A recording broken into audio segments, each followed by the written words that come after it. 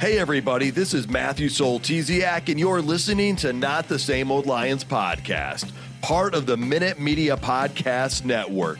This season, it's all grit. I speak with a variety of guests and interview key players, gaining more insight on what makes this team go. The Detroit Lions are now in a new, grittier era, and we look beyond just the kneecaps when it comes to the analysis. Welcome to another episode. In this episode, we preview the Detroit Lions Week 18 matchup with the Minnesota Vikings. We'll talk about what to expect out of this battle of two 14-2 juggernauts. We'll recap the implications and wrap up some thoughts from the last game, as well as hit on any major storylines. That and more. Let's get to it, Lions fans. Hi, this is the Detroit Lions 2024 NFL Fan of the Year, Megan Stefanski, and you are listening to Not the Same Old Lions podcast. Joining me today is Coach Jerry Angers, a former Michigan High School Coach of the Year, as well as Coach of the Week by the Detroit Lions. He's the current scouting and training director for Bull Rush Sports. Coach, good to have you here. Can't wait to hear your insights. Yeah, great to be here. Great talking Lions football or just talking football. That it is, and joining us to do so is James Cook, the senior sports writer for the Traverse City Record Eagle. You can also hear him on the Get Around podcast that drops on Mondays. James, good to have you here as well. Good to be here. I always love chatting football with you guys. All right. Well, guys, this is our first show of 2025. One more thank you to all the listeners out there from last year for all the great achievements, milestones, I guess you could say we reached. Didn't share any last time, but we had downloads in more than 55 countries last year alone. So that's pretty incredible. Again, maybe just one fan traveled a lot, or we had a handful of fans or whatnot. But also, we moved up. In our first year, we were top 25% of all shows, which was pretty incredible for the first year of the show. And then last year, we jumped all the way up to the top 10%.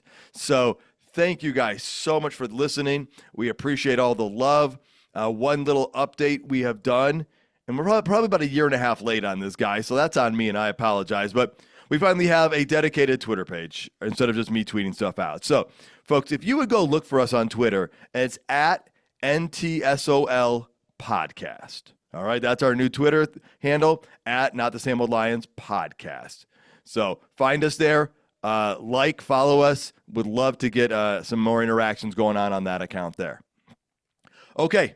We need to do some final wrap-ups from that last game, that San Francisco game where we won.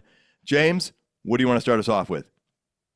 The big thing I forgot, I texted you guys after the show last week, is I was like, oh, man, I forgot to talk about Jared Goff's block on the edge on that one play. I mean, it was only like a 3-yard gain or whatever, but it's still pretty impressive to see a quarterback going around and kind of setting the edge. I like that kind of part because I think everybody, you appreciate the effort and the intentions in a moment like that. But, Coach, how nervous as a coach are you when Jared Goff is trying to block somebody, knowing all the variables that go into that? Just don't square him up, kind of cut him off and stay out of his way and make sure you're unbalanced when the guy tries to run you over. Yeah, it's nerve-wracking, but it's also a motivational thing. If he goes through uninjured, it rises the intensity level of the team. Like, look at Goff out there fighting like a dog, like all of us. So it's good stuff. I appreciate that too. I almost think the fake block, like, hey, I'm going to block you, then move if the guy braces for impact. But in the NFL, they're probably just running right through it. So I appreciate those efforts as well on Jared Goff's part. Yeah. And you always lead with the non-throwing shoulder. Yeah. Yes, very smart. Which he did. Yeah. Awesome. What else you got there, James? It was interesting that it was the first NFL game since 1937 that had 10 touchdowns or more and no punts. No punts whatsoever in the game. Both punters just got the day off. They could have just hung out in the suite, had a few beers. Well, I think some people are going to wonder, how is it going to look this week? Will there be punting or not? So let's turn our attention to this week's game. We're going to move over to the preview section of the show, and we're going to start with our interview with WCCO reporter Ren Clayton. Here it is. Joining me today is Ren Clayton, sports reporter for WCCO TV, the CBS affiliate out of Minneapolis, Minnesota. He's covered the Vikings for multiple seasons, and we're lucky enough to have him join us here to help Lions fans learn a little bit more about the Vikings before this extremely anticipated 14-2 battle against 14-2 for the best, not just in the NFC North, but in the entire NFC here in Week 18. Thanks for joining the show, Ren. Thanks for having me. This is exciting, right? We didn't necessarily think this would be what we were talking about in the last game of the regular season, but this is fun. Yeah, I mean, before the season started, this wasn't even on the radar as a real possibility. That being said, we spoke again when the Vikings were 5-0, the Lions were 4-1. And the Lions edged the Vikings out just 31-29 in that game. That handed the Vikings their first loss of the season. Minnesota then lost their next game to the Rams. Since then, they've run the table with, 9 straight wins?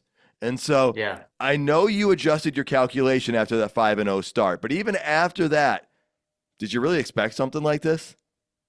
No. Are we done with the podcast? No, I mean, I didn't. I definitely was, had changed my thinking overall from the preseason. I think a lot of people had, and I thought they were a playoff team, I think. But no, I mean, to rattle off that many wins after, I mean, it's just crazy to think about. And I mean, I'll even admit this. I thought they were going to lose to the Packers last week. I thought the Vikings were going to lose to the Packers. We've been watching the Packers in the second half of the season or even farther back. They look like maybe the best team in football for that stretch. I mean, it was a really good game and it was a good matchup, both two good teams. But yeah, I mean, I'm kind of done. I think I said this last time, but I'm done questioning the Vikings and just they can keep pulling it off. A lot of these close games again, like 2 years ago, one-score games, but they find a way and they look good in the process too. It's not fluky. Those are some great points, because that goes back to a question we talked about before, which was we've seen the Vikings with a really good record as recently as a couple years ago, but by all accounts, this team is a significantly improved team from them, probably in every facet of the area. I mean, it goes from coaching to playing to execution. Let's start with, I think, the biggest variable, the biggest game changer this year, and that's quarterback play. I think Sam Darnold is the biggest reason for the change in this team. He's the biggest replacement part, although Aaron Jones is a pretty big one as well. Let's start with Sam Darnold, though. How have you seen him progress through the year or through the season as it's gone on? It's interesting. I mean, he got out to a good start, but it has progressed. I mean, he looked good early, and then there was a stage, and it was, around those 2 losses as well, and after those 2 losses when they were winning, but they barely beat the Jaguars. I think that was a eye-opening game. We're like, oh, well, Sam Darnold isn't looking as good as he was early in the season. He's throwing some interceptions and making some bad decisions under pressure. And right now, yeah, he looks like, I mean, one of the best quarterbacks in football. He's stepping up even this last game. Even though the pocket was somewhat clean, at times it was shrinking. He stepped up into it and made some great throws 2 weeks ago when he stepped up and escaped a sack and made that touchdown pass to Justin Jefferson. There's just like all pro throws he's making. Last week he had one bad interception. That was just a bad decision, threw into coverage. There was a guy underneath and over the top. But just overall, yeah, Sam Darnold has looked so good, smart, clutch. I think that hasn't been talked about enough. They're close games, and there's been times when he's had to go down at the end of the game and make and deliver a game-winning drive. And his guys around him after he delivers on it just said, yeah, he's poised and confidence, and he's like, let's go do it. He might not be the most interesting character. Like, he's not going to say a whole bunch of interesting stuff after the game about it. He's just going to be like, yeah, we did it again. And, we're working hard and stuff. But man, he's been impressive. And the question has started to become, I mean, even early on in the season when he was looking good, the question around, Vikings territory was, well, what do we do next year? He's on his 1-year deal. And now that's reached a fever pitch because, guys like me were saying, okay, well, we know what the plan is next year. But now as he keeps stacking win after impressive win, what is the plan for next year? Because how do you let this guy go?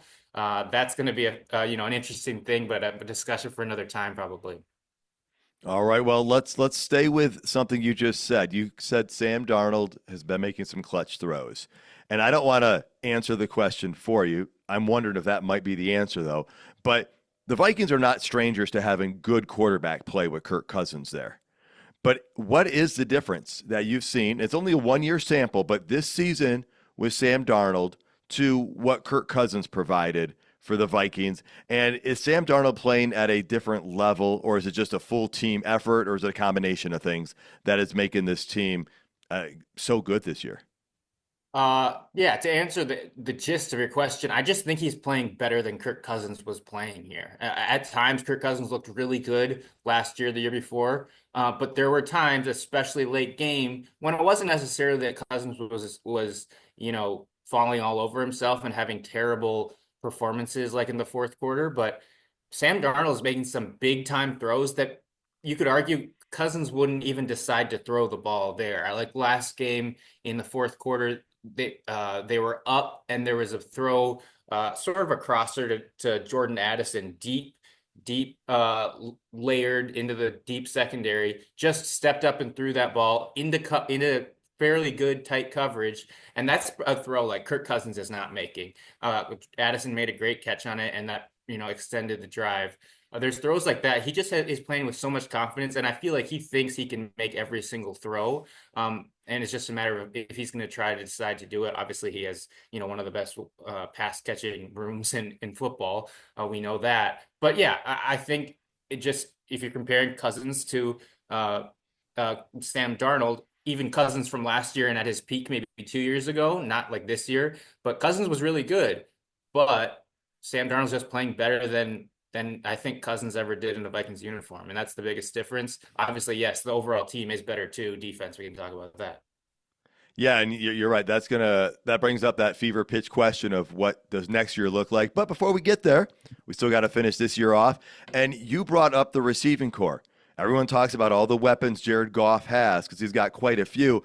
But Sam Darnold's no shortage himself. He's got Justin Jefferson. Some people consider him to be the best wide receiver in the game. But Jordan Addison may be one of the better number twos in the game.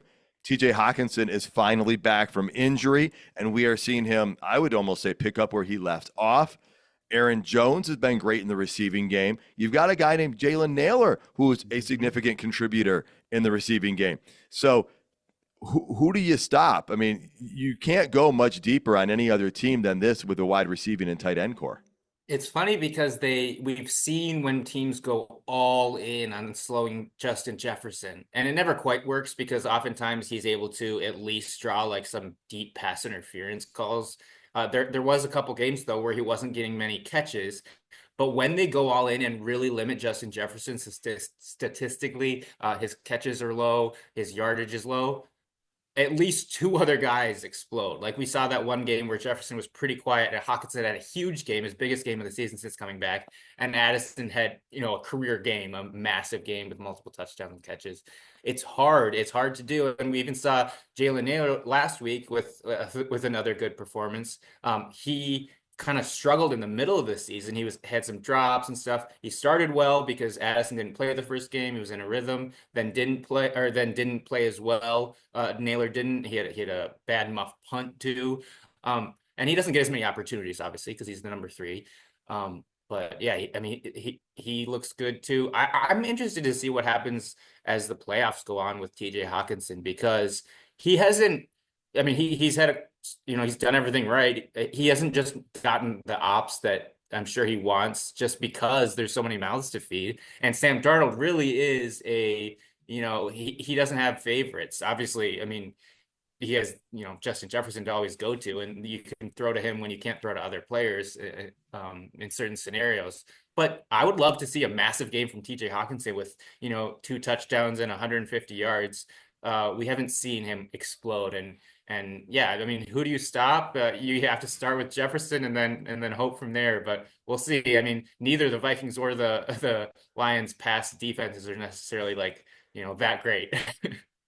Yeah, I think a lot of people, I don't even know if the over-under is going to be on the points, but I think people are expecting a lot of points in this one.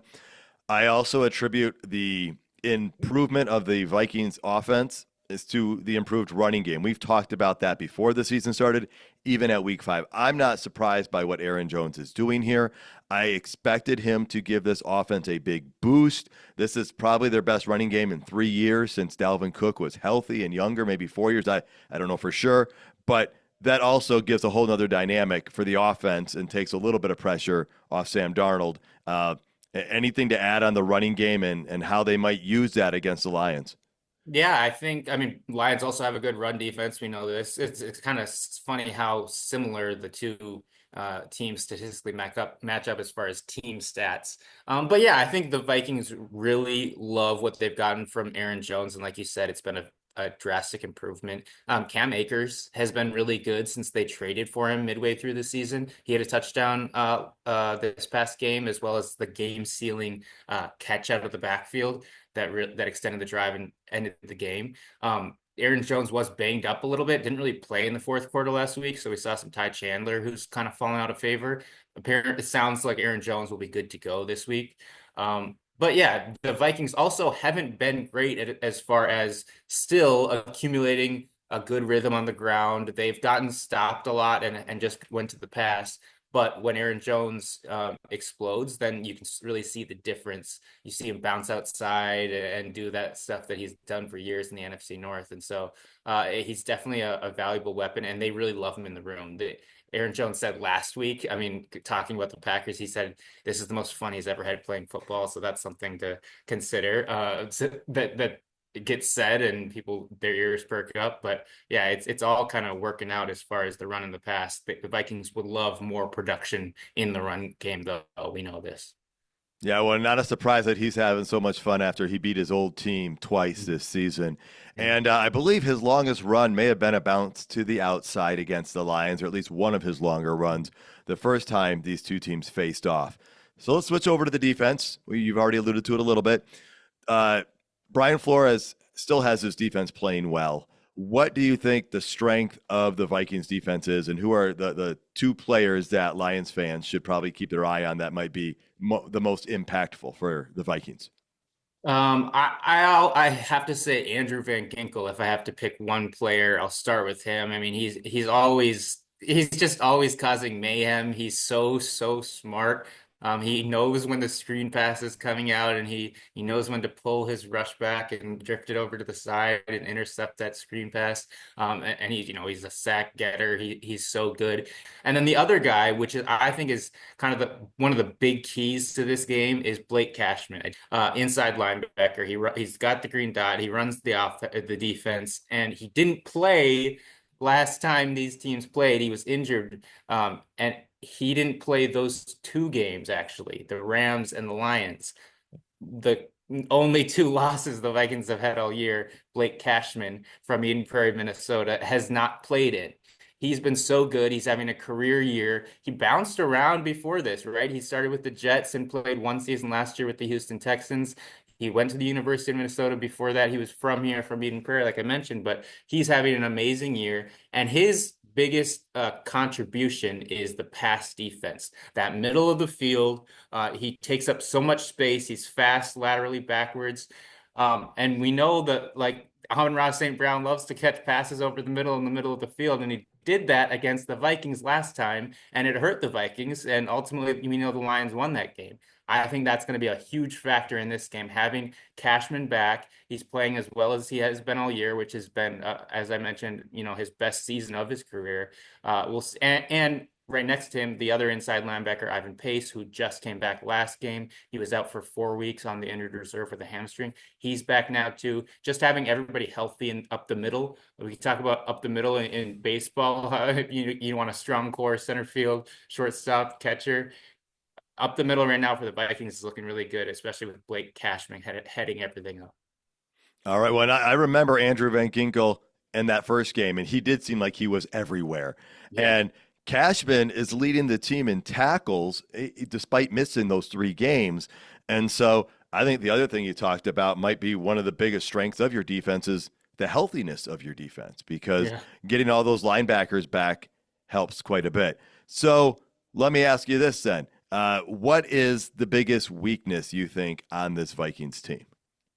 I think we saw it again last week. It was deja vu. I even asked Cam Bynum, the Viking safety, if it felt like deja vu when the Packers were going to the hurry up, the 2-minute offense, not subbing anybody out, which means the Vikings defense couldn't sub anyone out, and they drove down the field for two quick touchdowns to get right back into the game, like they did in the second half in the fourth quarter when they played last time in week 4. And yeah, the problem I think is that they can't have all the intricacies. Brian Flores can't draw up every disguise that he wants to when when offenses are going fast against you. And so when Jared Goff gets in a flow, and we know, he looked so good, on Monday night, he looked so good when the Vikings played last time. If he's going in the hurry up with the spread offense and from the shotgun and they're just trying to get points, they're in chunk plays down the field, I think that's the weakness of the Vikings overall and the Vikings defense, and they've had trouble stopping that, not just against the Packers, the Lions, but I think that's something to be worried about and something they'll have to focus on for sure. They do have everybody healthy. Harrison Smith did come back this last game from that 1-game absence with the foot, but everybody is healthy and they'll need everybody. Stephon Gilmore's been really good. They don't often throw to his guy, the former defensive player of the year with the Patriots several years ago, but just overall, that I think is something to be concerned about for the Vikings. All right. Well, a couple questions here before we get you out of here then. If Minnesota beats Detroit on Monday night, it is because what happens? They outscore them. I think it's going to be a high-scoring game. Yeah, I think they have to just go blow for blow in this one, and I can see both teams being in the 30s. I think Sam Darnold has to, and I think the mistakes too. Like we saw, like the stat line quarterback-wise, Goff and Darnold last time they played, both were like really good. One of the big differences was there's one interception for Sam Darnold and none for Jared Goff.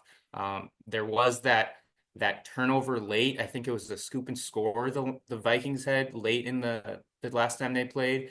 And that gave the Vikings the lead late. So it's going to come down to like the mistakes, limiting the mistakes. And I have to say, it's going to come down to what Dan Campbell decides to do or not do. There's been some times when I've been just shaking my head at what Dan Campbell decides to do. I don't know about you, but I mean, even on Monday night this past week when everybody's playing in the fourth quarter, I'm just shaking my head because the team's been so injured. But that's maybe a different discussion. But yeah, I think the Vikings, they got to play mistake-free football and put up a lot of points. Yeah, that's a very long, separate conversation that we man. could go into quite a bit. So, and I think a lot of people around the league are having that as well. Yeah. So the next question I was going to ask you, though, is if the Lions are going to win, what do they have to do? Is it basically the same summary you just gave, which is don't be the team that makes more mistakes and be the team that can score more points? I think that, like we kind of alluded to earlier, like that talented secondary has to really step up. When we saw Kirby Joseph on Monday night, having another big game, he's been so good.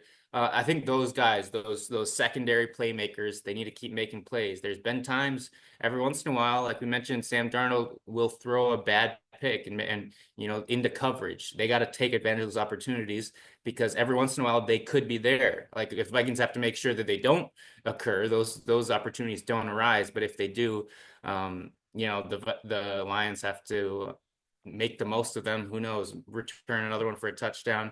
I think those big plays, because these teams are so good and so evenly matched, those 1 or 2 or 3 or 4 swing plays for either team could probably decide it.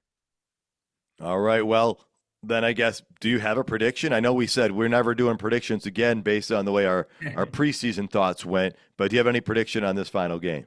I'll pick a final score. I'm done picking against the Vikings. I picked against them last week. I picked against them at the beginning of the season. They're playing so well right now. They're vibing. They're just playing good football. So are the Lions. But I'll go 38 Minnesota, and the Lions just barely lose 35. 38-35 Vikings win. Okay. And here's a question that I just realized I really want to ask. I want your perspective on this. We know the loser of this game becomes a number 5 seed and goes on the road. The Lions are undefeated this season on the road. The Vikings, presume, have one loss at home and one on the road. They lose to the Rams on the road, right? Yeah. How big of a deal? I mean, it's a big deal to get the one seed in the bye, but as far as the Vikings go, anyone would say yes, it's obviously important to get that one seed, but how well equipped are the Vikings if they were to get that 5 seed to go wreak some havoc in the playoffs still? Yeah, I mean, I know even if there was no bye, the Vikings want that home field advantage because they do feel like it does get really loud, which it does. And they talk about it all the time. And other, opposing teams do say it is one of the more raucous places. And we've seen multiple games, not every game, but multiple games this season and in years past where it just gets to be like a snowball effect, and like there's a offensive false start, and the offense is just like frazzled. So that can happen. It doesn't necessarily always happen, and it probably happens more often to worse teams. These poised playoff teams are going to be better equipped to handle, extenuating circumstances like US Bank Stadium and the home field advantage. But yeah, I think the Vikings overall, they want to be home. I think it does matter for them more than some other teams probably, just because of that factor of the home field advantage, the noise. The noise is a big thing. People always play the sound in practice when they're getting ready to play the Vikings, so it's a real thing. But yeah, it'll be a fun atmosphere no matter what happens. The Vikings have played good on the road and some bad games on the road. I just mentioned the Jaguars game. That was in Jacksonville, and yikes, that was not pretty. So, I mean, who knows what happens, but it is kind of funny to think about, the 2 14-win teams, one of them's going to be the 5 seed. That's just, pro sports playoffs and division and how it works. But isn't that just hard to fathom for you? Oh, it is mind-boggling that the 2 best teams in the NFC, record-wise, one of them will be a wild card. And so that is, but that's the way the system is set up. And I don't actually have a problem with the system. It's just you had 3 really good teams in the NFC North. I mean, think about the Packers. What do they have? 1 loss, not counting the Lions and the Vikings. Like, the Packers fans got to be like pulling their hair out on that one, thinking we only lost to 1 team outside our division, and here we are, the number 3 team in our division. I know. Yeah. I don't have a problem with the format either, because it's just kind of an anomaly this year that one division is so lopsided and so much better and so stacked. The Packers are feeling unfortunate, 4 losses to 2 teams. But yeah, it's crazy how this is all working out. I was thinking last week at the Packers Vikings game, this could be the Vikings' last home game in week, it was week 17, just because of how everything's working out, which is weird for such a good team to be that sure that, it could be it at home. Well, and that's exactly what's on the line for the Lions at this game coming up on Sunday night. Is if they don't win, that would likely be their last home game. I mean, obviously, either of these teams could get another home game if, like, all the division winners lose in the opening round and you're the highest seeded wild card. You could technically get a home game, but those odds are long. Yeah. Ren, anything I haven't asked you, anything else you think I should know or Lions fans should know about this game coming up here on Sunday Night Football? Let me just ask you about Dan Campbell real quick. What did you think he should have done on Monday night against the 49ers? Because I lost my fantasy championship because I was playing against Jahmyr Gibbs, and I was up by 24. Everybody else was done. I was up by 24. Jahmyr Gibbs had that 30-yard touchdown run in the 4th quarter when they were already up. No one needed it, and I lost my fantasy championship by 2 points because he didn't put in the backups, and he already had played 2 backup running backs a lot. Jahmyr Gibbs had a face injury. Josh Reynolds and Jefferson, I don't know his first name. Jamar, yep. Yeah, they were already playing snaps, even on that same drive. And then I look down, I look up, and Jahmyr Gibbs is in the game and making me lose my championship. Why are we playing our starters so late, Dan Campbell? Well, you probably feel that way, the way a lot of Lions fans felt about the Packers playing the Vikings. Like, why can't you win the game we actually want you to win? I would say, although that's not quite right because Gibbs wasn't on your team. You're going against Gibbs. I would say the Lions were up by 6 at that point, and Jahmyr Gibbs is the running back you want the ball in your hand at that point in a critical moment. They were rotating Reynolds and Jefferson in there for a, manage the load and all that and get those guys reps, because those guys could still play some more valuable reps, and they had some valuable plays that they made in that game. I actually thought maybe there was a chance he might fall down at the 2-yard line, even though there was a lot of time left. I know. I see your face right now, and you're like, oh, if he only would have done that. Because I was thinking then you could run more time off the clock. But going up by 12 or 13, I mean, it technically left the door open because they scored a touchdown and they had the onside kick attempt and whatnot. But you still would have had to make a field goal, and if you didn't. So, but as far as keeping Jahmyr Gibbs in there, I think it made sense because you didn't want the turnover, scoop, and score like we had against Minnesota you brought up. You wanted the game to end. If the Lions learned anything last year in the NFC Championship game, it is never take a lead for granted. You play till there's no doubt. I know there's the old quote, you play to win the game, but they didn't need to win the game. That's just the facts. They did need to win that game. Maybe not for the stats of this year. Actually, they did for two reasons. In the case for the Super Bowl, they didn't, though. But technically speaking now, if the Lions-Viking game ends in a tie this week, the Lions get the division. And ask the Broncos about that. If the Broncos would have picked up one more first down against the Bengals, they'd be in the playoffs right now with that tie, but they couldn't manage it. So however unlikely it is, it's very unlikely the game ends in a tie, but if it does, the Lions have that in their back pocket. And then, say what you will, I think the Lions wanted to do something there. And I kind of look at that game on Monday night as the Lions were the Ohio State team, and San Francisco was trying to be Michigan. And they were out of it all. They were trying to have, hey, let's have our big moment and knock this team off. However, definitely. We found out, even with a Michigan kicker, San Francisco was not Michigan. And the Lions took care of business and did what they were supposed to do, because the Lions are not Ohio State, right? They're the Detroit Lions, and they're 14-2, and they took care of their business. And so I'm not against anything that Dan Campbell did as far as playing the players. There's a couple calls I would make differently, but you know what? If I made those calls, the Lions probably would have lost the game because 12 other things would have happened as well. So by no means am I going to say I'm smarter than Campbell. But yeah, there's a lot to unpack there. Yeah. I think the Lions got everything they needed out of that game. They got a win. They got healthy, or they stayed healthy. And everything happened that needed to happen, unfortunately, except for you winning your fantasy football league. So I apologize for that, Ren. Apology accepted. I'm going to need a few days to get over it, but. All right. Well, thank you so much for joining the show, Ren. Always love and appreciate your insights. You bring a lot of good information here for Lions fans as they get ready for an epic Sunday night football matchup. Thanks for having me. Folks, once again, that was Ren Clayton, the sports reporter for WCCO-TV, the CBS affiliate out of Minneapolis. There's some great insights and dialogue with Ren right there. Now, here's Coach Campbell talking about the defense and this upcoming challenge. It's to reload and go back to work and execute this plan that we have for these guys and find a way to get some takeaways and make plays. I mean, it's really that simple. As with anything, are there things we want to clean up? Yeah, but AG's got a good plan. Guys will be ready for this. We know the challenge. I mean, we just talked about it. I mean, they do a good job up front, play hard. And you got Jones in the backfield who he can run it. He's also good out of the backfield as a receiver. So, I mean, we know we got our hands full, but there again is something we look forward to. These are the type of challenges you want. This is what you do it for.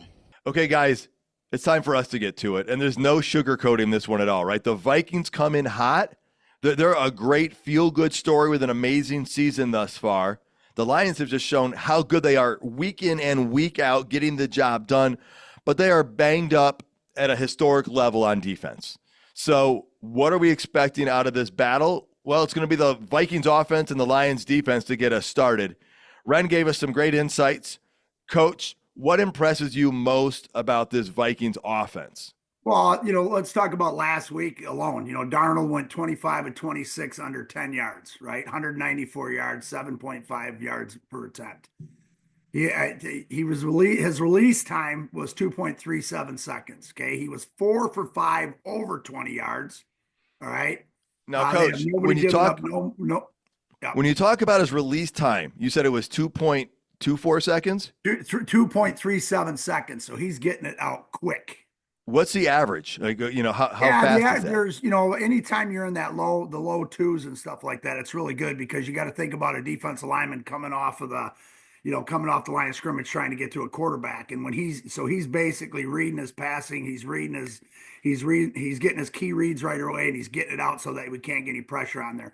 His pressure, we know that his pressure when he's under pressure, I don't remember what the average 48% or something like that, where Goff is much higher. So he's definitely not holding on to the ball. Does that make sense? And then, the other thing too, none of his linemen have give up no more than 3 pressures last week. So this could almost be as quickly as Stafford was throwing it against the Lions when the Rams came in that first week. So we may have to tighten up our coverage. Yes, good call on that. And then you look at Hawk, Jefferson, Naylor, Addison, Jones, Ham, Akers, all had big catches last week. So those are, he's, their scheme is great. We know that KOC, as they call him, Kevin O'Connell. He's dialing up some great stuff. He's one of the best coordinators around, and he's using Darnold to his strengths. And they got some dogs over there on offense. Yeah, they do, and it's going to be one of those situations from that offense is like, who do you give your attention to? Well, I think the answer is you give your attention to everybody, and everybody's got a job to cover somebody. James, what are you seeing out of this Vikings offense? Yeah, Darnold has certainly rejuvenated his career in Minnesota. Kevin O'Connell he's kind of done for Sam Darnold what Ben Johnson has done for Jared Goff. He's tailored an offense around what his strengths are and minimized his weaknesses, and turned him kind of into a different kind of quarterback. One thing that's interesting about Darnold is he does throw a pretty flat ball. Like he's kind of Staffordish in that he's always throwing a fastball, a young Stafford. So he doesn't have the arc to get some of those balls over the DBs. And you saw Brian Branch in the first game against the Vikings this year take advantage of that and just cut in front of the receiver for an interception. So that's one thing I think they'll kind of look forward to or look to is you don't necessarily have to play as far behind because he's always throwing fastballs. Yeah, Jerry mentioned Jalen Naylor. He's really been coming on for them lately. He had 81 yards last week. That's the most since he had one game in his rookie year, 2 years ago against Green Bay where he had 89. But that MSU grad there is coming on a little bit as a third option for them behind Addison and Jefferson. So their passing game is pretty good. Interesting that they've only gone for it on fourth down 10 times this season, which obviously is a lot less than the Lions. Like that's a couple games worth for Detroit. But they've gotten 6 of those, so they're not bad at it. They just haven't done it nearly as much.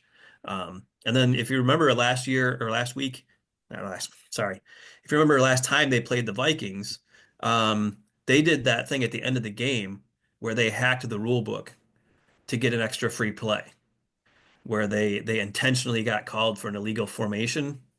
Yeah. Where they basically only had the quarterback and they had everybody but not everybody up at the line, so they just went down and set where they were and snapped the ball so that it was an illegal formation penalty and not a live ball penalty, which would have been a 10-second runoff. Right, because if it was a false start, it would have been a 10-second runoff. But since everybody stopped and wasn't moving, it was just illegal formation. So, yeah, that was a rule hack that they figured out and they used. That was pretty brilliant of O'Connell. I mean, just to figure that out. I hadn't really seen anybody else do that. And I think somebody did it once back in like the 80s, like the Broncos or somebody, I guess. But it's something that O'Connell pulled out of his hat for that game. It didn't work for him, fortunately. Yes, I'm thankful for that one, Coach. Yeah, so off of that too, and let's just kind of what we just talked about right now. Let's talk about the last game that when we played him. Darnold his most production was with the slot receivers. He completed 12 of 13 passes for 190 yards and a TD. which was a season high 48%. Lions linebackers. Okay, well, let's bring that up because we're banged up there. The Lions linebackers allowed all 10 targets to be completed for 46 yards. Okay, while slot corner Robertson allowed 3 receptions for 70 yards and a TD on his 3 targets in coverage. And then Jefferson on from their offense too was targeted 11 times on his routes, running from the slot, resulting in 5 receptions for 58 yards on touchdowns. So that's kind of how they attacked us offensively in the first. That's things that we got to look at. From there, and of course, 2 of 3 of those targets for 23 yards, were good for first down. So. Well, yeah, you bring up some great points about that Vikings offense, and a lot of people I feel view this Vikings offense as a team that came out of nowhere, and I would argue the only thing that came out of nowhere is Sam Darnold, because when you add Aaron Jones to your roster, you know you're going to have a good running game. Justin Jefferson, Jordan Addison, those are names we already knew, and then T.J. Hawkinson coming back, so I'm not surprised. If you would have told me Sam Darnold was going to play well, maybe not even as great as he is right now, but well this year, I wouldn't have been shocked by the way this Vikings offense looked this year because they had a lot of good parts already. Think about what their offense was doing last year with Nick Mullins at quarterback and Alexander Mattison at running back, and they were still putting up some points. So I knew the offense would be a threat if they could find stable quarterback play, and they found beyond that. So now we got to look and see how does the Lions defense counteract this, because we're a different defense than the first time we faced them. And Campbell talked about reloading and going back to work after that 49ers game, okay? Let's keep in mind, Hutchinson was already out the first time these two teams played. So he was gone, but we did have Anzalone. And there's a chance Anzalone could play in this game. I have a feeling that's going to be a day before game day decision. I also want to note this, you guys. The Lions had not given up 30 points at any game this year until that second Packers game. And now, 3 out of their last 4 games, the Lions have given up 30 points or more. So, Coach, let's get into the Lions defense here. What are you expecting coming into this game, knowing they're going up against such a potent offense? Well, I think, again, we're going to try to have pressure. Let's talk about that first game, okay? In that first game without Hutch, okay, we blitzed on 20 of 35 dropbacks, 57%. That was the highest rate in the game since defense coordinator Eric Glenn first started. Okay, so I think that's one of the things that we're going to have to look at. We go back to where they're passing in those quick passes, stuff like that. So we're going to have to try to pressure him. When we did blitz, getting home the first 3 quarters, we had 4 pressures. We had only 4 pressures on 14 blitzes in that game. 4 pressures on 14 blitzes in that game. But we also generated 3 sacks on those 4 pressures. Okay.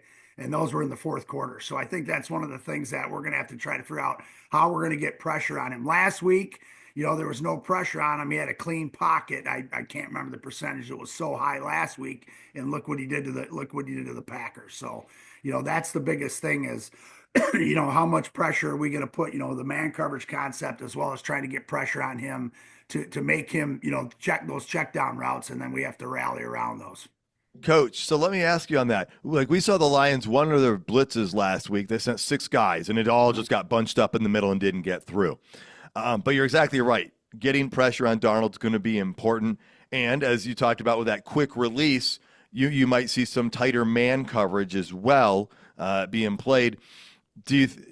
I'm expecting Aaron Glenn to throw up some blitzing. I think we're one of the highest blitzing teams in the NFL. With Iffy and Branch both in there, we talked about last week, maybe they bring both of them from opposite sides or something. Are you expecting the Lions to be pretty aggressive in this one? I think for sure on that. I mean, when you're talking about the Lions defense, here's a couple of our advantages. All right. First of all, overall rush efficiency, where our defense is number 14, where the Vikings offense is number 26. So that's an advantage to us. Not kind of a small advantage because the numbers are so, you're looking at 1 point percentage points and stuff when you look at that. Uh, Pressure rate, though, the Lions defense is at 13, number 13, where the Vikings offense against it is number 29. So that's a pretty big one right there. So I think, just taking those numbers right there, I think what you're going to see is I don't think AG has done any last week's game. We saw some pressures and critical situations in the second half with bringing Iffy. We brought Branch off the edge last week. Okay, that was his first sack, correct, guys? I think it was his first sack, and actually banged up the quarterback a little bit on that.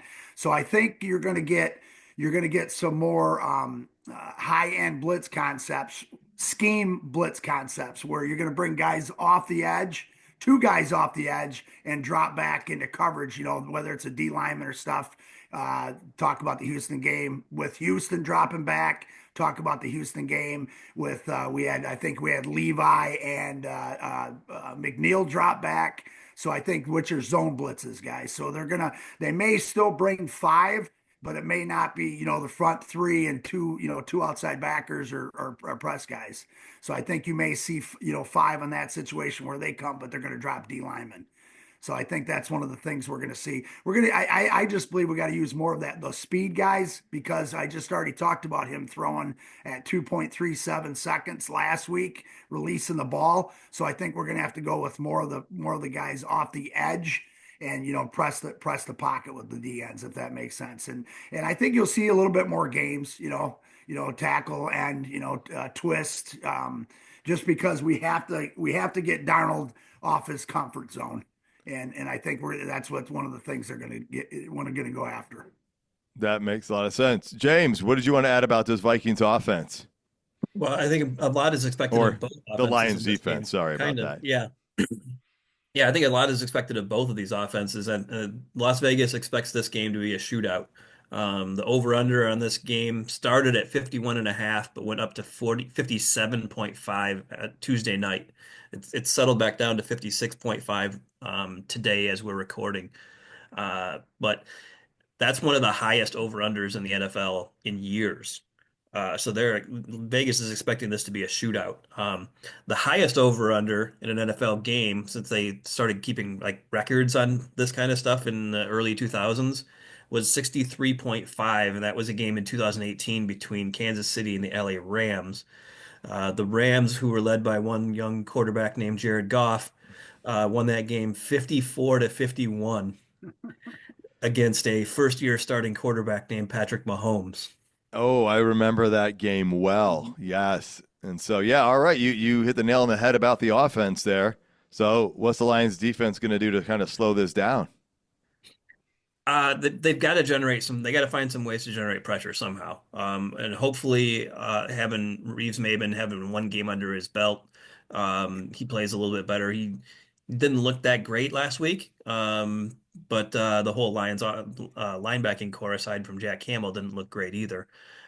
So that's been a part that opposing offenses have been picking at, is those linebackers. Like Jerry said, teams have been targeting, especially with tight end and receivers over the middle, those tight end or the linebackers, and they've got to fix that. Getting Reeves-Maben back, getting Anzalone back will obviously be huge building blocks in doing that. But they got to tighten that up. We've noticed that the secondary is still pretty solid even without Carlton Davis, and the defensive line has to start getting more pressures. The last couple of games, Zadarius Smith hasn't done as much as he did when he first joined the Lions, so they need to get him back to where he was when they first got him. Yeah, I would say with the secondary, Amik Robertson stepped up really well last week, and that's going to be a guy that, that might be one of the unheralded moves this offseason that we haven't talked about almost the entire season, because now with Carlton Davis going down, his presence is just that much more important. So to keep the secondary going, we're probably going to have to see more solid play from him on the outside like that. And rushing, I was going to switch over to running, but James and Coach, you guys each wanted to add something to that. Yeah, one of the, again, let's go back. I want to touch base on that. I told the advantage on the rushing defense for us, which is huge.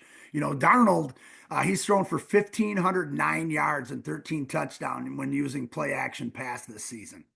Okay.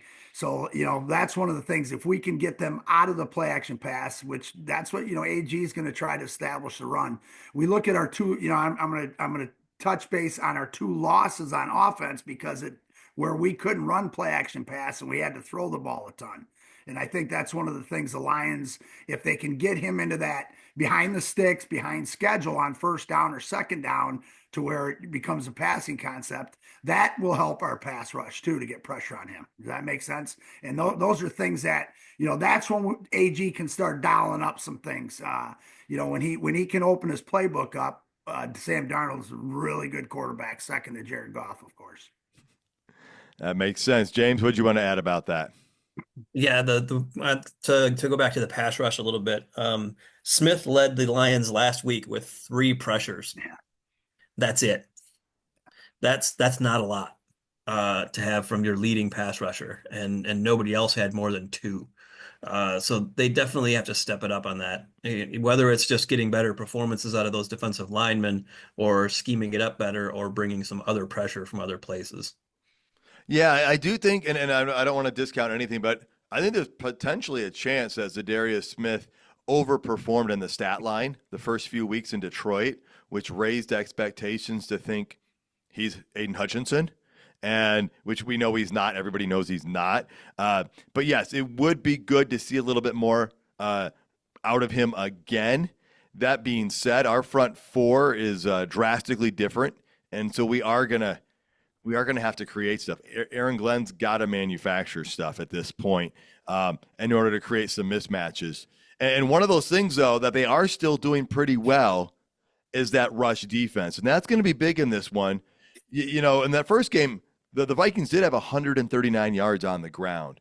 And, part of it, Aaron Jones had that first big run for about 31, 32 yards out the edge, and that added to it. But if we can do that, it makes the Vikings a little more one-dimensional, and it goes right back to what Coach said. It takes a little bit away from the play-action pass a little bit because you don't want those linebackers to come up a step or two and then open up that coverage, because that's the area of the field that we've been susceptible for a couple of reasons, right? Injuries to linebackers, and then, Coach, they don't want to allow the deep shots, so they're going to allow you to take the underneath stuff more often because they figured if you have to take 7 shots underneath versus 1 deep, maybe 1 out of those 7's a mistake, and the game has changed. Oh, for sure. And the thing I'm curious, I can't wait to see how much cover 2 concept we run over top, or that robber concept, which that inverted that they ran last week. Especially if you got Iffy and Joseph back there, where we bring Branch down into the box and try to offset Hawk a little bit with Branch on him, or because if you think about with Hawk back, Hawkinson back, I mean that's a huge boost for their offense. And where Amik is a small corner, tough as nails, he plays bigger with his heart and his head, of course. Putting him on the outside, even though those receivers like an Addison or something like that, he can match up in size wise, and being able to bring Branch down, being able to rock Joseph down, being able to rock Iffy down, and that coverage concept I think is big. Double robber, whatever they call it, where they bring those guys down and send those guys deep is going to make. I think is going to be. You're going to see a lot of that. I just believe we worked on some things last week, 1 or 2 reps. Yeah, we used to do that. I do run it 1 or 2 reps, thinking about the next game, even though we're playing in what's in front of you, and 1 or 2 reps to get it on film and go, hey, don't come down inside the hash. Hey, come down towards the numbers. Hey, sit and wait. Hey, disguise, and coach that thing up. That last game tells me they were working for this game, because that last game, as everybody said, didn't matter other than our heart and our soul and our heads, because it was a revenge game, that we worked on some things that, okay, what are you going to do with this, Minnesota? Well, we're going to tweak it a little bit. So I think AG's ahead of the game, and I think I believe our defense is going to play better this week than we have in the last 4 or 5 or 3 or whatever. I like that optimism, because if the defense can play a little bit better, that's going to be monumental. Let's flip over and talk about the Lions offense going up against the Vikings defense, because I think we all know the Lions offense is expected to carry the load at this point. I think they know they're expected. It's not that unsimilar to last year, guys. And, expectations were pretty high for this team last year as well. So I, of course, would like to see more of the same from the offense that we saw last week in San Francisco. James, what are you thinking for the Lions offense in this one? Yeah, well, we're all pretty familiar with what the Lions offense is capable of, and it's more than almost every team in the NFL. But I'm going to look at Minnesota's defense a little bit. They run a lot of base nickel, or nickel is their base defense basically, and then they blitz out of that a lot. But they have the defensive ends and linebackers to pull it off. Jonathan Greenard and Andrew Van Ginkel are their edge rushers. They have 11 and 11 and a half sacks this year. Blake Cashman and Pace coming off at linebacker. Both are having pretty good seasons. They both missed some time here and there with injuries, but when healthy, they've been pretty good. And Pace just came back off of IR last week. So those guys are very active linebackers. They try to create turnovers by blitzing a lot, creating chaos in a quarterback's head. And if you remember the big Sam Darnold quote from when he was with the Jets about how he was seeing ghosts when somebody was blitzing him, like that's what the Vikings try to do to everybody. But last time the Lions played the Vikings, that didn't really work that well. Goff didn't throw an interception, and played pretty well, really. So the Lions were able to pretty well negate that blitzing part. And I think I remember watching the TV, the commentators were even saying about how well the Lions were doing that, even though they didn't have Kevin Zeitler in that game. So I think the offensive line play for the Lions is going to be huge in this game, almost more so than the skill players. We know what the skill players do, and they do it all the time. They don't drop the ball. They do their job and they block on the outside, all that kind of stuff. But the offensive line is going to be so key in this and picking up all those blitzes that Brian Flores is going to throw at him. What is it? 53% of the time, I think they blitz. Yep.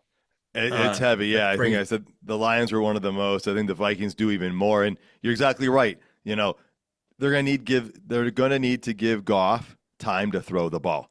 Goff was sacked 4 times for 33 yards the last time they played. Van Ginkel had 2 of them. And so I think the Lions offense is going to have to go after the Minnesota secondary. And the thing is, we want to establish that run as well.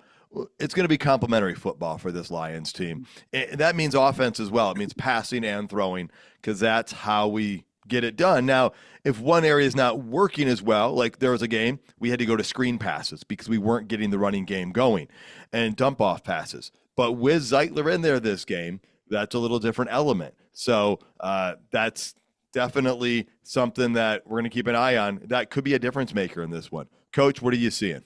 Yeah, I totally agree. So here, let's. I'm going to throw a couple numbers at you, some things that coincide with our offense and their defense. Our offense rushing efficiency is number 7. Okay, Vikings is number 1 against it. Okay, so they got the bonus on that. But I think we've had to change up some things with our rush off efficiency. So I think we're going to go after that. Excuse me. Our pressure rate, we're number 15 against pressure rate, where the Vikings are number 8. So it's a small bonus for them. But let's talk. Cashman's back, which helps them, hurts us, I think, a little bit. Greenyard has 77 pressures going off those sacks. That's number 2 behind that big, massive human being that plays for the Cleveland Browns. So he's number 2 in that. Okay. Now I want to throw some numbers which will coincide. Go back to what the first game. Vikings are number 1 in 4th down defense, 35%. We are number 1 actually we're number 3 in running. Are you going for it on 4th down? But the other teams are looking at where their draft pick is going to be. That was more out of necessity, where we're more out of that's what we do. They're number 1, 30.7% on scoring possessions. The Vikings defense, number 1. Again, I think we may be number 1 in that. They're number 1, which James already talked about, in forced turnovers, and 22 of those are interceptions. Okay. So number 1. So those are big numbers. Let's go back to the first game, why it was close. Okay. First fumble return for a touchdown. We gave that up. That coincides with their turnovers. They had a short field touchdown because they stopped us on a 4th down play. Yep. Okay. So again, if we're perfect or we play because Dan Campbell keeps talking about got to get better, got to get better, got to get better, got to get better. You take away those 2 plays, that game's over with. Okay, right Well, on the road. Coach, no, you're right, Coach, and this is what I like about this team that people keep overlooking. Yeah. Right, we still have the ability. Yes. And Coach Campbell sees the areas that they're not being perfect in and is saying, hey, we're not that far off from actually getting to a level that people don't think the Lions defense can play at anymore due to the injuries. So those are some awesome things to highlight. Yeah, and Coach, go ahead. And the thing too is we talk how many fumbles do we have? How many turnovers do we have this year? Let's not talk about the 5 in one game, but I think we have 3 fumbles all year, guys. Correct? I think that's right. And so there's one of them right there, and those are, knock on wood, we don't fumble the ball at all in this game. Don't turn the ball over again. We go back to the turnovers on their defense because that's what they thrive on. They thrive on the pressures. They thrive on the sacks. They thrive on the turnovers. And we know our offense is going to fine tune ourselves and say, this is not going to happen. We are not going to fumble the ball. We are not going to give them short field on 4th down. And I think those are things that we're going to gear towards. And we've been working for those this game. This is when we want it to all come together week 18, 19, 20, 21. So. Yeah, and Jared Goff changed a lot after that loss to the Packers last year when he had those multiple interceptions. I believe that was Thanksgiving. And you saw that streak with so many passes without an interception. And even though he's thrown interceptions since then, and he had 5 in that Houston game, the way he's played is different. And you're exactly right, Coach. It's called don't put the team in a perilous situation. And so there are times, fewer balls have sailed on Jared Goff since that time. He tends to throw it a little bit lower, and he's made some calculated decisions. So this Vikings defense, though, they're healthy. They are healthy, and they're going to be a real force to deal with. Fortunately, we do have the Lions offense going against them. Coach, before we get to special teams, anything else you wanted to add on that? I want to touch a couple things on that because, and again, I'm going to go back to the first game. The Vikings defense blitzed Jared Goff season high 55.2% the first game. Season high on his dropbacks. Jared Goff was 13 of 15 for 163 yards. Let me say that again. They blitzed him 55% of the time. James had already alluded to all that. And Jared Goff was 13 of 15 on such passes for 163 yards. Again, please blitz us. We don't care. I'm sorry. Jared Goff says he can't play in the cold, right? He can't play outdoors. He can't face pressure. He can't face blitzing. Everything. Vikings got us. Hey, Coach, Jared Goff doesn't say that. Everybody else says that about Jared Goff. And some of those lines are just worn out, man. They're like from elementary school. Let's move past them. Yes. I just kind of go back to all those different things and look at it. And it's lined up to be a 14-2 team against a 14-2 team. The last game of the season, one of them is going to be a 1 seed. And only have to play 2 home games. One of them is going to be a 5 seed and have to play 3 road games. And you know what? The Detroit Lions, doesn't matter which way we go. We're the Lions. And we're going to get into all that here in just a minute. Those are some excellent points. Before we get into that, special teams. Let's talk about that, see what role that might play. The Vikings have Will Reichard as their kicker. He's about 80% accurate this year. He does have a long of 58 yards. Surprisingly, we just looked this up before the show. They had John Parker Romo kicking for them for a little bit. There's a name Lions fans might remember from a very brief moment where they had him in at training camp. Jake Bates is 89% on the season. He too has a 58-yard long field goal this year. So they both have the distance thing there. Anything special teams wise, James, that you're keeping your eye on, you're wondering about in this one? The tiebreaker for me is that Jake Bates has become a meme, whereas Will Reichard has not. If the meme results in points on the field, I will take that. Kicking wise, though, I do have a wonder about this one, which is we saw the last game, both teams were kicking the ball to make the other team return it. And I'm wondering, are we going to see more of that in this game, or will we go back to more traditional touchbacks? James, your thoughts on that, and then Coach, I want you to weigh in. I don't think the Lions will again because it didn't work out great. True. I think I think that the opposition might. I think that they were kind of daring Tom Kennedy to return it, just because they weren't worried about him. Well, maybe if Khalif Um, Raymond's back, that'll change. I think that definitely will if Raymond is back. I think there's a very small chance maybe that he can play in this game. But for sure that by the playoffs. So that'll change teams' approach on special teams when you've got him back there. I mean, you saw what he pretty much single-handedly did against the Titans. Yeah, coach. The thinking about the return thing, I was, we talked about that, after the post game, I think about how many times they were returning it. Part of me says, we're going to make Debo return kicks so we get more hits on him. Yeah, that's You smart. think about it, and again, I don't know if that's the case, but from my standpoint, as a coach, I'm looking at it going, oh, they got Debo. They're basically their best offensive player. They're Kittle, but their best offense player that has to be a running back and has to be a receiver. And let's let him return and get some more hits on him. Let's Wear make him him down. run those extra 25 yards or 20 yards or whatever. So uh, I think that had a play in it. That's just me, and I may be overthinking it, but that's that 1-0 mentality I have. Yeah, no, that's really smart coach thinking right there. I agree with that. And James was probably hitting the nail on the head with the other one with Tom Kennedy back there. That's not a person who strikes fear into the opposing team. He's been reliable and dependable for the Lions to do things we've needed him to do, but he is at a different level than Khalif Raymond. And so with Raymond back there, if he is, or if they go with somebody else, it could change things up. Okay, major storylines, unexpected stuff. Well, the game atmosphere. Guys, I said this before the Vikings and Packers game even happened. Like, we're waiting for that game to happen. And I said to my in-laws, I said, if it comes down to the Lions and the Vikings for number one overall, I think this is going to almost be like the Rams playoff game from last year. Now, let's be clear. It's not a playoff game, okay? Both of these teams are in the playoffs. It's not loser goes home.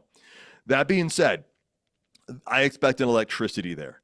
Against the Rams, the Lions set their record of 133.6 decibel level. Week after, 134.3 against Tampa. This has to be potentially the most epic regular season game setup, at least, in Lions history, if not NFL history. I mean, does it matter less or more? I mean, there's less at stake maybe because it's not loser goes home. But, Coach, you already said it. It's 1-5. It's 2 home games, 3 road games. I mean, that's still pretty high stakes, James. Yeah, and if you look at the ticket prices for this game, it reflects that. Standing room only tickets right now are going for over $400. Wow. Standing room only. They were at 309 a couple days ago. Yeah, over 400 now. This game is going to be ridiculous. Just as far as the atmosphere, the price tag, and everything involved in it, and the TV ratings too. I think there's a reason why they flexed it out to the Sunday night game because, I mean, this is a huge game for the shape of the playoffs.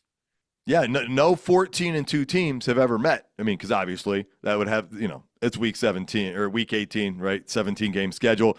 But even like, I talked about in the last episode, the 10-1 Giants against the 10-1 49ers back in like 1990.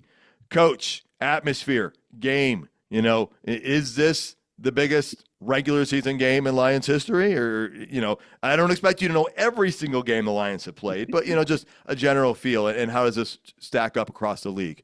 Well, I think it's the biggest one ever, just because of and they're all big. It's the biggest one ever, first of all, because it's the one that's this week. That's the coach we know and love. Yes, but we got to get to 1-0. Dan Campbell has talked about they've been playing playoff football for the last 4 or 5 weeks. I think it's they've already built it up. Campbell talks about it, Goff talks about it. We always talk about the fans and the screaming and home field advantage. We want to set the tone that it's our division. It's a division championship game, so it really is a championship game. It's not a playoff, but it's a championship game because that's another thing you're always that's on your goal board. Your goal board is to win the league, to win NFC North, and so that's there. The other thing too is it's fans. How loud do you want to get? Do you want to come and pay those humongous ticket prices for 2 more home games after this one? Or do you want to watch at home on your TV screen for the next 3? So this game is huge, but it's also not the end of the world if you lose it from a coaching standpoint. Coach, you talked about that watching it from TV. The ticket prices are high, but I don't know about you guys, but I know my parents in Grand Rapids and people in Northern Michigan, their cable prices are going up 30% in January. So everything's going up as far as football entertainment goes. If you want to be able to, watch some of these games on NFL Network or whatnot. Obviously, this one's going to be on Sunday Night Football. You can use your antenna for that one. But yeah, make some noise because otherwise you're going to be flying places if you want to go see a game. And so, Coach, your recommendation for people is leave your voice in the stadium, like lose it there and find it a couple days later. Yeah, the old thing was, you walk off the field totally exhausted to where you can't even walk, or somebody has to carry you as a player or as a coach. Well, the fans need to. The big thing with these fans is they need to be in the stands for at least a half hour after the game, celebrating the victory, and basically because they can't walk up the stairs to get to their cars because they're totally exhausted. Drink a lot of water, make sure you're hydrated. And that way your throat and bring some lozenges or maybe some lemon drops and stuff like that too. So at halftime you can get your spirits back up and your voice back up. I know 2 guys that are going, and I better hear the both of you guys on the TV. We will do our best. I've been told I don't have an indoor voice, so I will try to maximize what I can with that one. You guys, the Lions, since they beat the Vikings in that Week 7 game, have been leading the NFC North. They have had the best record in the NFC for a large chunk of this season. So the Lions became the presumptive number 1 seed and the presumptive winner of the division by many pundits around the league. And the Vikings were like, oh, they're going to lose a game. They're going to lose a game. And since that week after when they lost to the Rams, they haven't. And so my question for you guys is, do the Lions have more pressure than the Vikings on this one? Are the Vikings playing with that house money thing because you're on the road and no one thought you'd be here? And how does that affect things if that's even true? James, what's your perception on that? I think so. Yeah. They're kind of playing with house money a little bit. They've been making a living off of creating turnovers, and if you look at their team stats, they're kind of better than their opponents in most categories, but not by a lot. It's a pretty slim margin. So if they don't cause those turnovers, they're going to have a hard time. And the last game, the Lions really didn't turn the ball over. They had that David Montgomery fumble that was returned for a touchdown, and aside from that, they handled what the Vikings threw at them pretty well. So I also think that the Vikings haven't played quite as hard of a schedule as the Lions. The schedules are pretty well parallel, aside from 3 games, whereas Detroit got the Bucks, the Cowboys, and the Bills. They got the Falcons, Giants, and Jets. So the Giants and Jets have been personally responsible for making the Bills very popular in New York. Yeah, no, and that's a great point. And again, they'll say you can only play the team in front of you, but if you're preparing for a postseason, coach, playing those better teams gets you up and gets you more prepared. What are your thoughts on Lions have more pressure on this game than the Vikings, and does something like that even matter? It matters part, but I think the Lions, as Dan Campbell says all the time, we were built for this. He coaches week in and week out, and his staff and everybody builds these players up so that they don't play with pressure. They don't think about what if, they think about what we do. What I'm saying? They don't think about, oh man, my God, what if we lose? And I think that's one of the biggest things. Dan Campbell said it in his press conference. This is a fairy tale. This is what we live for. This is what we build up. This is why we play this game. This is why we get paid. This is why we coach. And I just think those are things that the Lions are going to go in there and, What's the pressure? Yeah, they've been picked the best team. They've been picked the best team all year, and then the injury, and then this injury, and then this injury. You know what?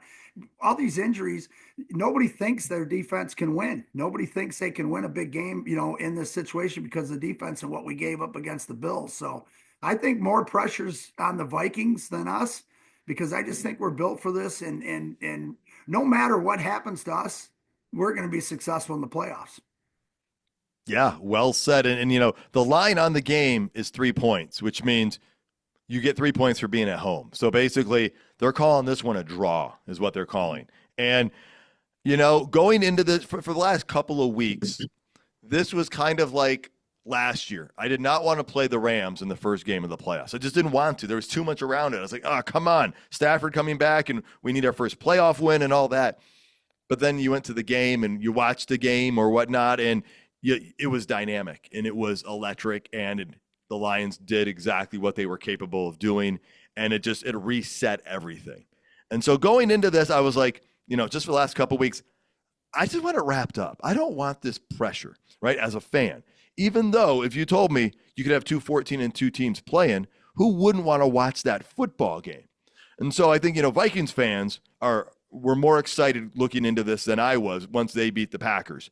But that being said, Dan Campbell's right, man. This is what it's all about. And if there is any team that is built for something like this, it's the Detroit Lions. And so, again, we've all kind of said this sporadically throughout the season is enjoy the ride we're on. We don't know how this roller coaster is going to end. I don't even know if I'd even call it a roller coaster. 2 losses in a season so far, and we have one more regular season game before we hit the playoffs because we are going to the playoffs no matter what.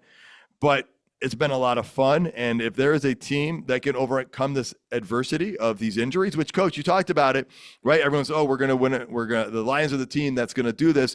But once these injuries started kicking in, some people have started writing the Lions off.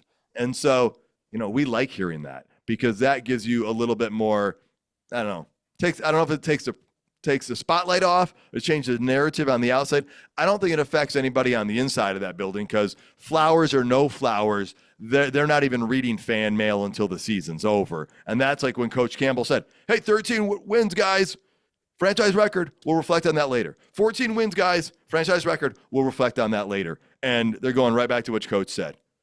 Take 6 hours to enjoy your victory. Move on to the next thing. All right. Well, before we get out of here, we do have to move on to another thing. And Pro Bowl selections are out, and we should celebrate, but we can't celebrate without feeling a little angst. James, take us through it. Well, the Lions got a lot of Pro Bowl selections. Goff is the starter for the NFC. Sam Darnold is his backup in that sense. And then the Lions got Branch, Gibbs, Ragnow, Sewell, St. Brown, and punter Jack Fox also on that team. Proof you don't have to actually play in every game. I mean, I guess if you hold the ball, that's one thing, but you don't have to play in every game to be on it. I mean, he did play in every game. Sorry, I digress, but well-deserving Jack Fox. Keep going there, James. Mm-hmm. The Vikings got Justin Jefferson, Van Ginkel, Greenard, cornerback Byron Murphy, who we really didn't get to mention before, and their long snapper, Andrew DePaula. But the interesting thing is the absence of Kirby Joseph. Leads the NFL in interceptions and isn't on the Pro Bowl team. Seems like a big snub. That also costs him a lot of money because he would hit the proven performance and escalator. If you make the Pro Bowl in your first 3 years, your contract, the NFL automatically bumps your contract up for your 4th year. So that's going to cost him about $3 million. Wow. It would have been guaranteed money in his 4th year. I guess he should have led the league in interceptions. Oh, wait, he already did that. I guess he should be getting all the fan votes because it was probably the fans that did him wrong. But that wasn't the case either, James.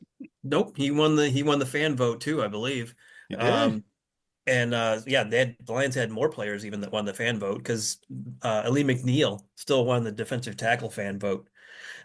Plus Kirby Joseph and all those other guys that we mentioned before, as well as and Jake Bates won the fan vote too. The fan vote counts 1/3, then the players' vote counts 1/3, and the coaches' vote counts 1/3.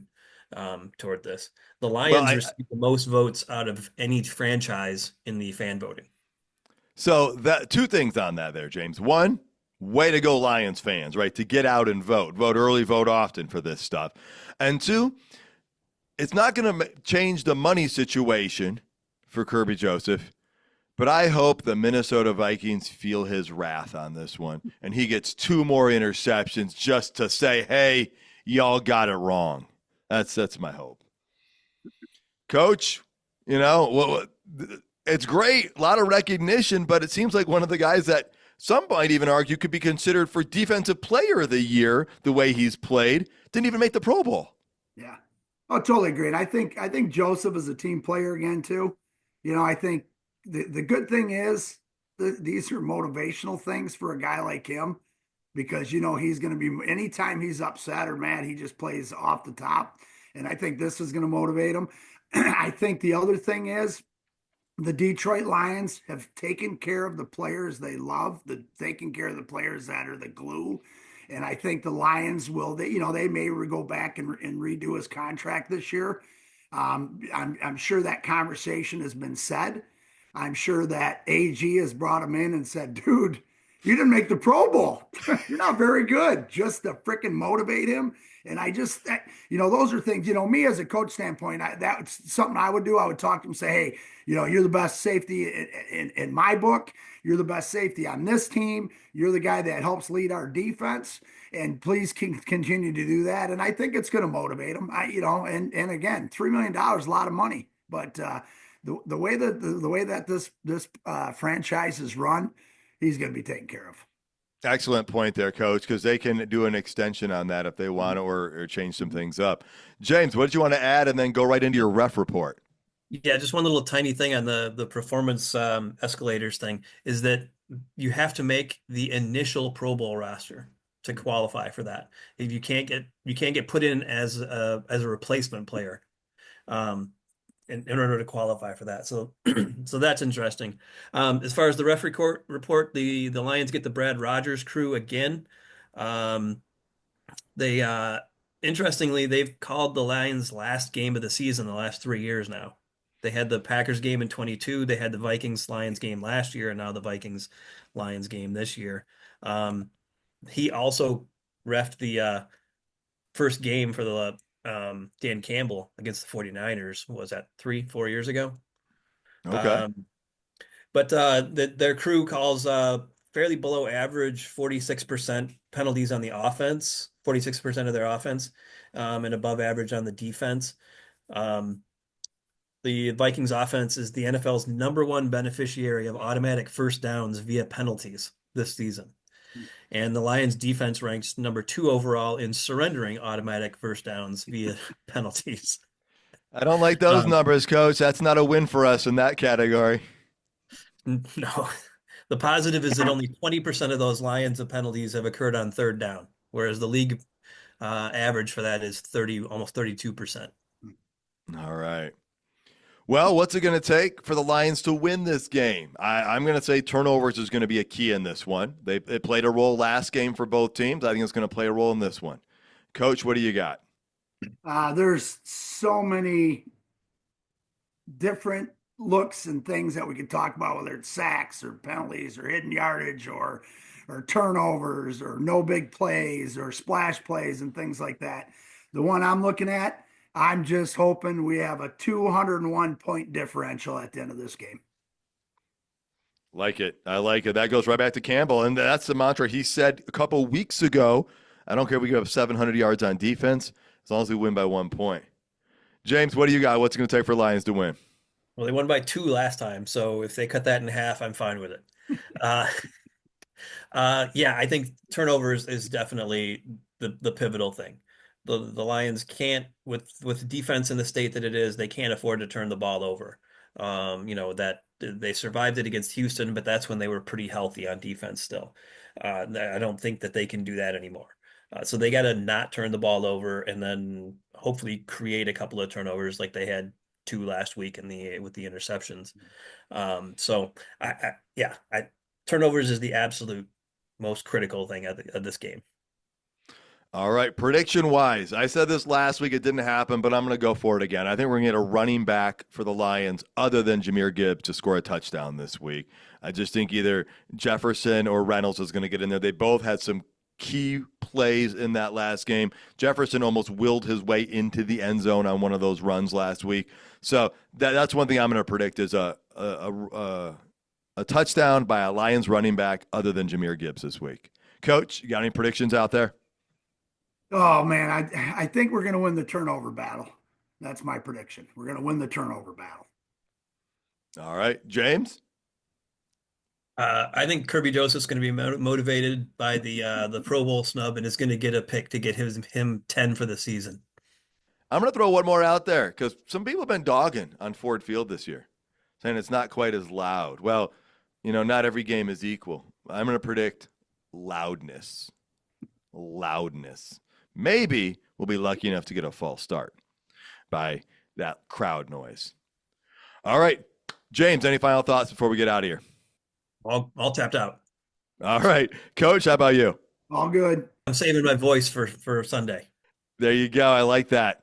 Get plenty of rest, bring those throat lozenges, and hydrate well so you're ready for Ford Field. Folks, thank you so much for tuning in. You can find more episodes at notthesameoldlions.com. Remember, you can find us on Twitter at NTSOL Podcast. Check that out as well.